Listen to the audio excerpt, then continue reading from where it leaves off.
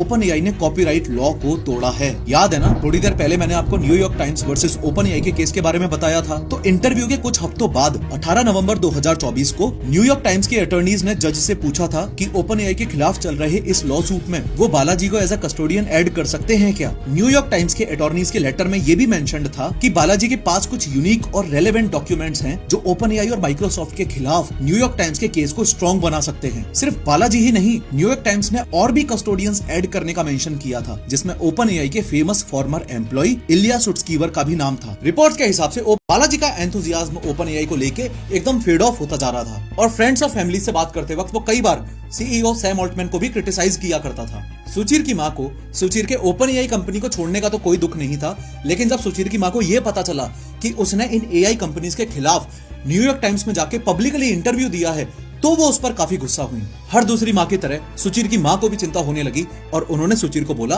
कि तुझे अकेले नहीं जाना चाहिए था। जो लोग इस मामले में लाइक माइंडेड हैं, उन सबके साथ मिलके इस गलत काम के खिलाफ आवाज उठानी चाहिए थी। अकेले गया भी तो एनोनिमस रहना चाहिए था। फोटो और नाम देने की क्या जरूरत। इसी दिन यानी कि 22 नवंबर को सुचीर ने डिनर से पहले अपने डैड से भी बात की। डैड ने सुचीर को हैप्पी बर्थडे विश किया और बताया कि वो उसके लिए एक गिफ्ट भेज रहे हैं। नवंबर 2024 के कैलेंडर्स पर आप नजर मारोगे तो नोटिस करोगे कि 23 और 24 तारीख को सैटरडे और संडे था। इन दोनों ही दिन यानी कि सैटरडे संडे को सुचीर की माँ को सुचीर की कोई खबर नहीं मिली। तो एक बार के लिए सुचीर की माँ ने सोचा कि सुचीर शायद हाइक पर गया होगा या फिर उसका फोन गुम गया होगा। फिर तीसरे दिन भी जब खबर नहीं मिली तो मंडे को सुचीर की माँ ब्यूकनन स्ट्रीट अपार्टमेंट पर यानी कि जिस अपार्टमेंट में सुचीर रहता था उस अपार्टमेंट पर पहुंची और नॉक करने लगी। जब काफी देर तक नॉक करने के बाद भी सुचीर का अंदर से सैन फ्रांसिस्को पुलिस जब दरवाजा तोड़कर अंदर घुसी तो दोपहर 1 बजे के जस्ट बाद उनको सुचीर की बॉडी उस अपार्टमेंट में मिली। ध्यान देना कि इस समय सिर्फ पुलिस ही अपार्टमेंट के अंदर घुसी थी, सुचीर की माँ को अंदर घुसने नहीं दिया जा रहा था। सुचीर की माँ को अभी तक ये पता नहीं था कि सुचीर की बॉडी अंदर मिली है, तो वो बाहर से पुलिस वालों को ये बोल रही थी कि चेक करो सुचीर का लैपटॉप और टूथब्रश अंदर है कि नहीं, उसी से पता चलेगा कि वो कहीं ट्रेवल करने तो नहीं गया। सुचीर की माँ काफी देर तक अपार्टमेंट के बाहर बैठी रही और ये सोचती रही कि उनका बेटा कहीं ट्रेवल करने या फिर कहीं और गया है, जबकि असलियत तो ये थी